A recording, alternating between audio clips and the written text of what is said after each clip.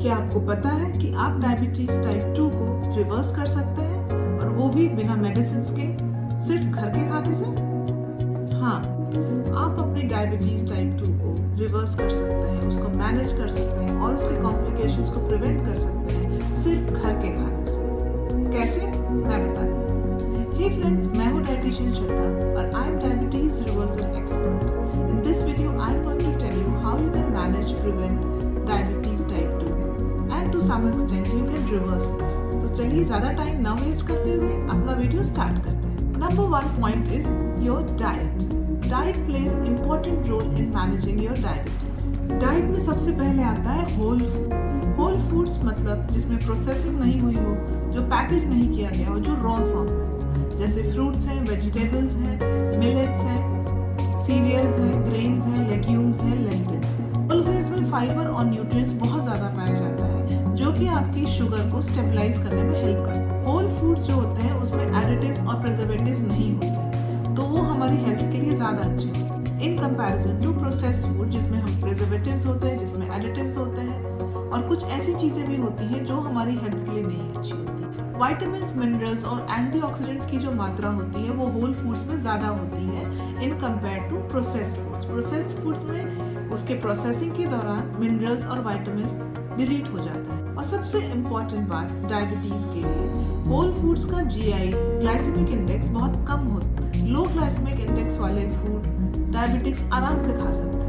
Whole foods को अपने diet में शामिल करिए, क्योंकि इसमें प्रिजर्वेटिव्स नहीं होते हैं, इसमें एडिटिव्स नहीं होते हैं और ये लॉन्ग टर्म में हमारी हेल्थ को अच्छा रखते हैं, क्रॉनिक डिजीज से हमें बचाते हैं। सेकेंड मोस्ट इम्पॉर्टेंट फूड होता है डायबिटिक्स के लिए fibre. Fibre, specially soluble fibre, हमारे ब्लड शुगर को स्पाइक नहीं होने देता है। सॉल्युबल फाइबर कार्ब्स के एब्जॉर्प्शन को स्लो डाउन करता है। इससे क्या होता है कि जो हमारा स्पाइक है ब्लड शुगर का, वो एब्रप्टली बहुत तेज नहीं होता। जो फाइबर होता है फ्रूट्स और वेजिटेबल्स में, होल ग्रेन्स में, वो इंसुलिन सेंसिटिविटी को बढ़ाता है। और मोस्ट इम्पॉर्टेंट बात, फाइबर्स खाने के बाद आपको एक फुलर फीलिंग होती है, आपकी एपेटाइट नॉर्मल रहती है, आप ओवर ईटिंग नहीं करते हैं। आइए डिस्कस करते हैं कुछ ऐसे होल फूड्स जो न्यूट्रिएंट डेंस होते हैं, मतलब जिनसे हमें विटामिन्स, एंटीऑक्सीडेंट्स और मिनरल्स की मात्रा बहुत ज़्यादा मिलती है।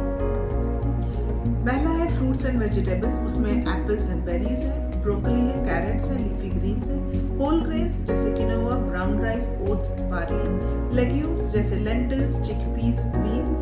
Nuts and seeds like flax seeds, chia seeds, almond and walnuts. Processed food को रिप्लेस करिए फ्रेश फूड्स और नट्स से and you will see a big difference in your energy and mood. Diabetes type 2 को reverse करने के लिए second most important चीज़ होती है एक्सरसाइज।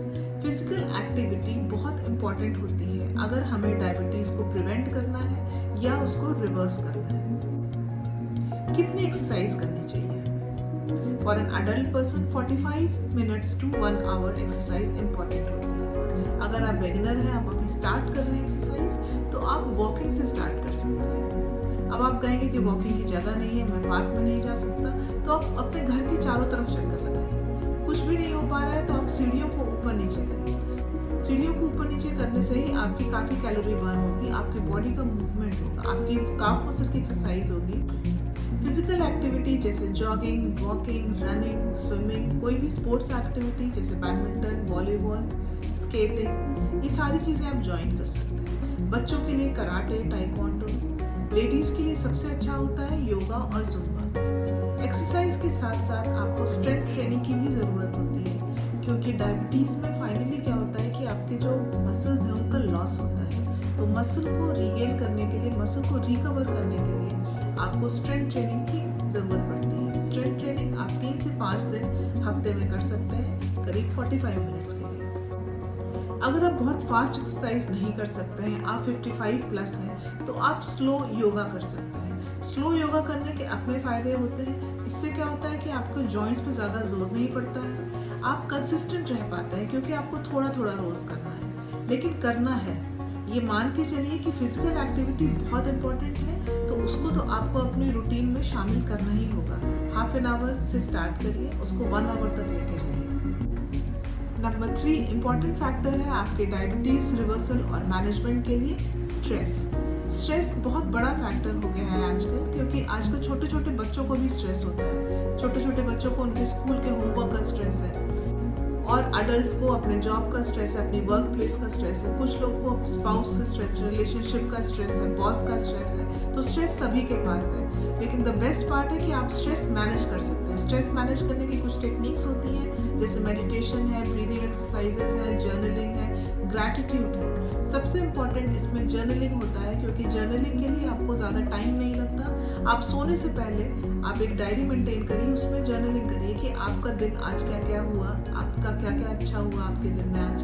आप गॉड को, भगवान को ग्रैटिट्यूड दीजिए कि आपने मेरी लाइफ अच्छी बना के रखी है, मेरी फैमिली अच्छी है, मैं खुश हूँ, मैं स्टेबल हूँ। इस तरह की चीज़ें आप जर्नलिंग करिए। जो चीज़ आप लिखेंगे वही चीज़ यूनिवर्स आपको और वापस करेगी। तो बेस्ट है कि जर्नलिंग करिए। इसके बाद आता है मेडिटेशन बहुत इंपॉर्टेंट होता है, क्योंकि ये आपके स्ट्रेस को बहुत हद तक कम कर सकता है। लेकिन मेडिटेशन के लिए अगर आप एक्सपर्ट है तो आप खुद करिए, नहीं तो आपको क्लासेस ज्वाइन करनी पड़ेगी।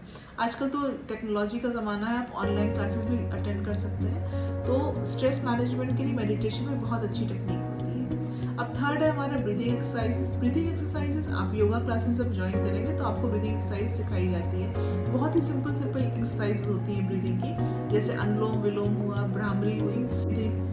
Bhramari and anulom vilom, in 2 breathing exercises की वजह से आपका जो स्ट्रेस है बहुत हद तक कम हो जाता है। मैं अपने क्लाइंट्स को सिर्फ ये 2 ब्रीदिंग एक्सरसाइजेस करने की सलाह देती हूँ, और वो 1 महीने बाद जब मेरे पास आते हैं तो बोलते हैं कि हाँ मैडम, हमारा 30% 40% स्ट्रेस कम हो गया है विदिन 1 मंथ। तो आप सोचिए, अगर लॉन्ग टर्म में आप इन 2 ब्रीदिंग एक्सरसाइज को कंटिन्यू करते हैं तो आपको कितने फायदे होंगे।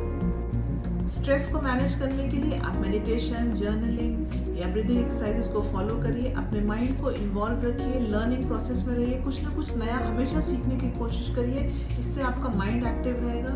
4th इम्पॉर्टेंट पॉइंट है आपके डायबिटीज़ को रिवर्स करने के लिए और उसको मैनेज करने के लिए आपका हाइड्रेशन आपका 7 to 8 ग्लासेस होना चाहिए दिन भर में। पर 20 kg 1 litre of water is needed. लेकिन अगर आपकी एक्टिविटी बहुत ज़्यादा में, कोई आप एथलेटिक है या समर सीजन है, तो आपका वाटर इनटेक बढ़ जाएगा।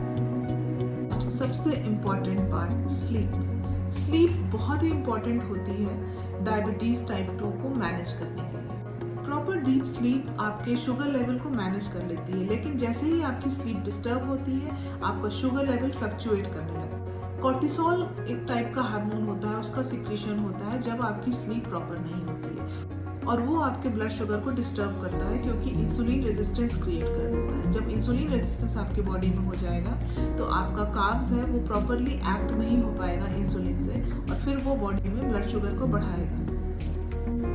अगर आपकी स्लीप प्रॉपर नहीं है तो आप एंड अप करेंगे ओवर ईटिंग से। आपको शुगर क्रेविंग ज़्यादा होगी, आपको भूख ज़्यादा लगेगी। एक अडल्ट के लिए 7 to 9 hours of deep sleep important होती है। स्लीप ऐसी कि आप जब बेड पे जाएं तो आप 10 मिनट के अंदर सो जाएं, लेकिन ऐसा नहीं कि आप बेड पे जा रहे हैं और आप करवट चेंज कर रहे हैं, आपको नींद नहीं आ रही, तो उसको डीप स्लीप नहीं कहा जाता है। डीप स्लीप के लिए आप कुछ चीज़ें कर सकते हैं, जैसे आप एक बेडरूम की हाइजीन मेंटेन कर सकते हैं। बेडशीट आपकी क्लीन होनी चाहिए। सोने से पहले आप हो सके तो आप एक शावर ले लीजिए, ब्रश कर लीजिए, पैरों हाथों को धो लीजिए, फेस वॉश कर लीजिए, उसके बाद आप सोने जाइए। और सोने से जस्ट पहले आप रीडिंग कर सकते हैं, कुछ मेडिटेशन कर सकते हैं। अगर आपको ब्रीदिंग एक्सरसाइजेस आती हैं तो ब्रीदिंग एक्सरसाइजेस भी कर सकते हैं, ठीक है। उसकी वजह से क्या होगा, जो आपकी स्लीप है वो प्रॉपर रहेगी और डीप रहेगी। और सबसे इम्पॉर्टेंट बात, सोने के 1 घंटे पहले से आप डिजिटल डिटॉक्स कर लें अपने आप को, मतलब अपने मोबाइल से, स्क्रीन से अपने आप को दूर कर लें। जब ये सारी चीज़ें आप फॉलो करते हैं तो आपकी जो स्लीप है वो धीरे धीरे प्रॉपर होने लगेगी। ऐसा नहीं है कि आप आज 4 घंटे सो रहे हैं तो कल अचानक से आप 8 घंटे सोने लगेंगे, ऐसा नहीं होगा। वो धीरे धीरे ही होगा, स्लो बेबी स्टेप्स ही होती हैं ये। अगर आप 4 घंटे आज सो रहे हैं तो कल आप कोशिश करिए आधा घंटा और सोने की, और फिर धीरे धीरे करके आप 7 to 8 आवर्स तक ले रहिए अपनी स्लीप को।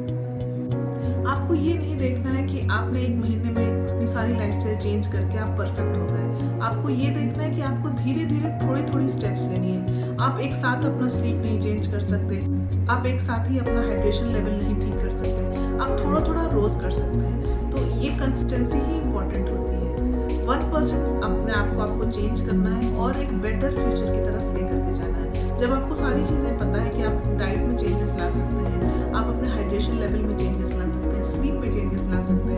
आप फिजिकल एक्टिविटी अपने लाइफ में शामिल कर सकते हैं। तो ये सारी चीज़ें जब आपको पता है, आपको सिर्फ थोड़ा सा डिसिप्लिन मेंटेन करना है और कंसिस्टेंसी लानी है। थोड़ा थोड़ा चेंज करिए अपने आप को और धीरे धीरे एक लेवल ऐसा आएगा कि जब आपकी डायबिटीज़ रिवर्स हो चुकी रहेगी और उस दिन आपकी बॉडी आपको थैंक यू बोलेगी। कैसा लगा आपको आज का मेरा वीडियो? अगर पसंद आया हो तो प्लीज़ लाइक, शेयर और सब्सक्राइब करिए। इसे अपने लव्ड वंस के साथ ज़रूर शेयर करिए जिनके घर में कोई डायबिटिक पेशेंट है। तो चलिए फिर नेक्स्ट वीडियो में मिलते हैं। तब तक स्टे हैप्पी, स्टे हेल्दी।